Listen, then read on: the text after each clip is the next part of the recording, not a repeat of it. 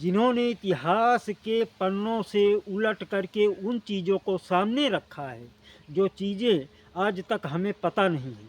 मैं धन्यवाद करूंगा पुष्पेंद्र कुलश्रेष्ठ जी का कि वह अपनी हर राज्य में अलग अलग सभाओं के माध्यम से हिंदुओं को जगाने का काम कर रहे हैं। इस भारतवर्ष के राष्ट्रभक्तों को जगाने का काम कर रहे हैं। आरोप लगा देश के ऊपर कि भारत की पुलिस, भारत की व्यवस्था, भारत की सत्ता पार्टियां कभी मुसलमान को गृह मंत्री नहीं बनाती, क्योंकि उनको डर लगता है कि कहीं गद्दारी ना कर दे।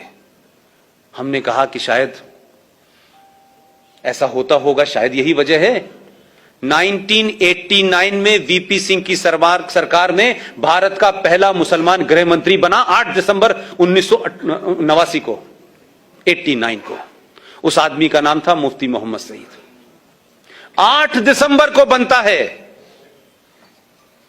और 8 दिसंबर को और 19 जनवरी के बीच में भी महीना भी पूरा नहीं हुआ था, और 19 जनवरी को पूरे कश्मीर के अंदर से 5.5 लाख कश्मीरी हिंदू पंडितों को मार के, रेप करके, बच्चों को उछाल उछाल के मारा है। टीपालाल टकरू उनके सबसे बड़े इंटेलेक्चुअल थे, बहुत बड़े थे। उनका जब सड़क पे मर्डर किया गया तो मोटरसाइकिल घुमा रहे थे उसके पीछे चारों तरफ, और कह रहे थे कि किसी ने इस काफिर को पानी दिया तो उसको भी हम नहीं छोड़ेंगे।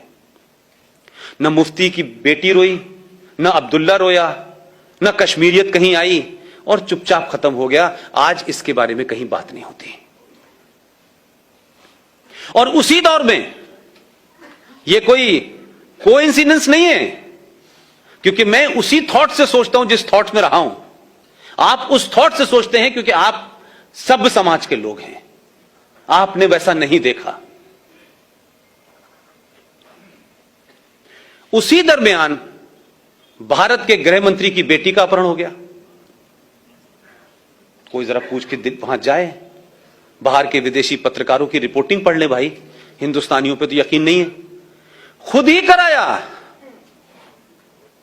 उसका कमिटमेंट देखिए अपने आतंकवाद के प्रति, अपने धर्म के प्रति, अपने एजेंडे के प्रति।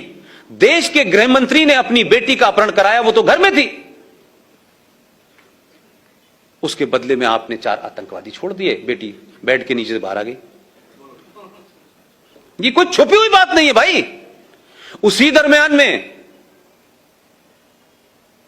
एक साहब हैं, सेकुलर हैं, कांग्रेस पार्टी के राज्यसभा में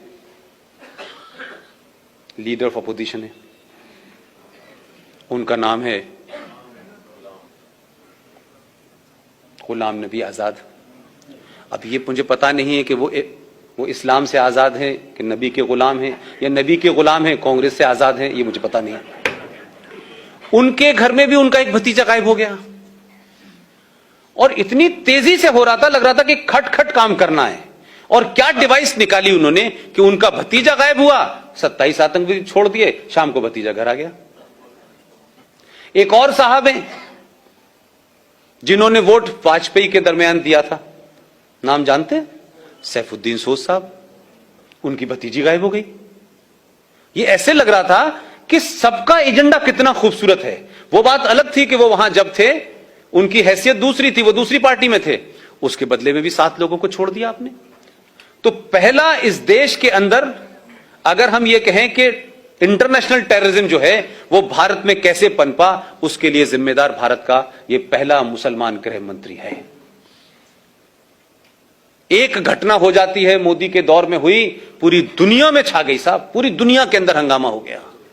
कोई वीजा रुकवाने चला गया, कोई धरना करने चला गया, कोई प्रदर्शन करने चला गया, लेकिन 5 लाख हिंदू अपने ही देश में शरणार्थी हैं। दिल्ली की सड़कों पे, दिल्ली हाट के सामने कोई पान की दुकान कर रहा है, कोई चूरन की दुकान कर रहा है, कहां कहां रह रहे हैं, कोई बंगलोर भाग गया, कोई कहीं भाग गया। लेकिन इस देश में कोई बड़ा जुलूस, कोई बड़ा प्रदर्शन, कभी संसद इसके लिए नहीं रही। इसलिए मैं जुडिशरी की भी तरफ आता हूं। अभी कुछ घटनाएं इस देश में हो गई कि किसी ने अखलाक को मार दिया, किसी ने, गोरक्षक ने किसी को मार दिया।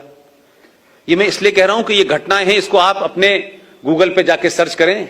चंद घटनाएं हुई और चंद गुंडेलों की, और भारत के प्रधानमंत्री ने खड़े होकर कहा कि जो लोग इस तरीके की हरकतें कर रहे हैं वो गुंडे हैं, उनको पकड़ा जाना चाहिए, उन पर केस चलना चाहिए। आप सुनिए और सुन भी रहे हैं। थोड़ी सी क्लिप अभी आप लोगों ने जो सुनी वीडियो में, वह विस्तार से सुनिए और इनको आप फॉलो करिए और जानिए कि हमारा इतिहास क्या था और कितना झूठा इतिहास इस कांग्रेस ने हमें पढ़ाया और बताया। सच्चाई हमसे छुपाई गई, सच्चाई इस देश की हमसे छुपाई गई और छुपा करके हम लोगों के पीठ में, सनातनियों के पीठ में, हिंदुस्तानियों के पीठ में छुरा भोंका गया और छुरा भोंक करके हमारे इस संस्कृति को नष्ट किया गया। जैसा कि पुष्पेंद्र कुलश्रेष्ठ जी अपनी बातों के माध्यम से, अपने विचारों के माध्यम से, इतिहास के पन्नों से जो इतिहास के पन्ने दबा दिए गए, उन पन्नों को उन्होंने पलटा है और पलट के इस देश की सच्चाई को, इस देश के नेता की सच्चाई को, इस देश के गद्दारों की सच्चाई को सामने रखा है।